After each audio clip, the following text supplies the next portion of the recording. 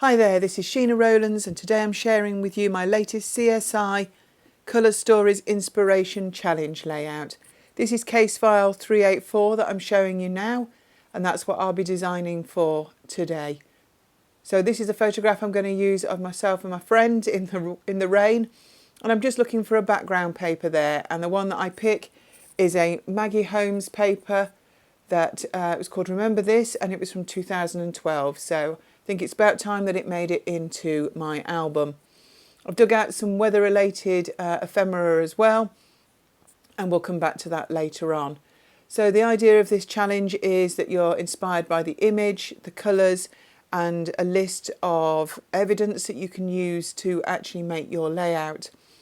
One of the things on that list for this case file was mixed media, or a mixed media background, so I thought I'd come straight in with some stamps to actually rough up this background a little bit.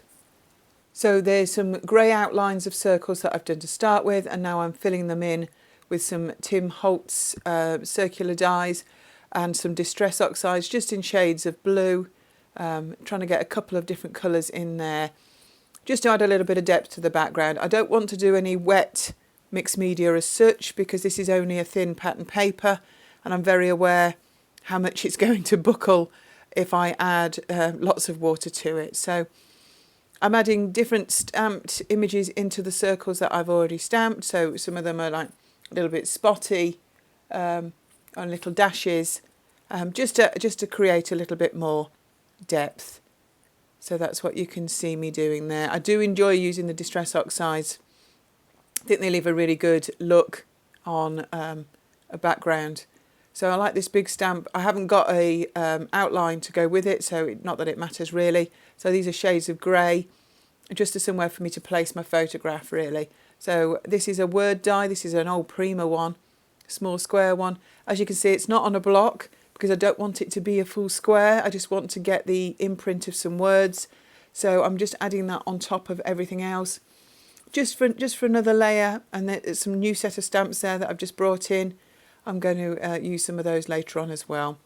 So I'm just going to put a couple of layers behind my photograph in colours that go with it. I apologise, there's a change of lighting, but it will settle further down the video. So I'm just going to add 2 or 3 layers of pattern paper behind this photograph. Now all my scraps of pattern papers I keep by colour. So I just dug out the blue bag, so to speak, and to find papers that I would like to go behind the photograph. So I dug out a few dies. This big cloud one is one I really like, and I've cut it in grey and dark grey, and actually in some white foam. Now I've got this ephemera pack here, and it's got clouds in, and initially I'd put it to one side thinking it would be perfect for this layout, but the clouds are too happy, they're too bright, they're just not the right shades of blue for this, so they're not going to make it the cut, but the word is going to make it into the title. So I'm quite pleased there's something in that pack that was useful, and I do like the way that the word looks. So I'm just trying to figure out where that would fit because it's quite a big word on this 9x12 layout, but that's okay with me. So I've got some acrylic shapes there on the side, so I'm starting to think about where I would like to place other elements. I don't want to swamp it because obviously with it being 9x12 you need to think a little bit more seriously about where you put things. You can have a bit more white space. So I've die cut a few other clouds there that I'm thinking about adding. And I've decided to do some in vellum as well. I like the ones I've cut in the blue paper, but actually I want some of the background to show, so vellum would obviously be the next best choice. So I'm going to think about adding those instead. So that's where my thought process is going. So I just went back to the list of evidence for this challenge, and on it says umbrella, clouds, raindrops, mixed media background. I mean, there's lots of other things, polka dots, rain boots, cake, flowers, lace, ribbon. So there's lots of things you can use. I'm not going to use all of them. I have in the past literally tried to challenge myself to use all of them, and that's not something I want to do today. But it is making me concentrate my thoughts on the weather theme for this. So I'm definitely going to get a few things in on this page. Another one is something shiny, which I may add to later. So I'm just testing out what colour the ink pad is, and I'm just testing this stamp to see if I like the way it looks. It looks like little raindrops, so I'm thinking I'm going to be adding that in 2 or 3 places with some black ink, just to show where the rain is. So I've taken everything off, and I'm now going to get it all stuck back down over the mixed media, just distressing the edges of the layers behind the photograph. Just adding a bit of double-sided tape in the centres, just so that it's not stuck down to the corners. I prefer it to have a look like it's lifted a little bit, if that makes sense.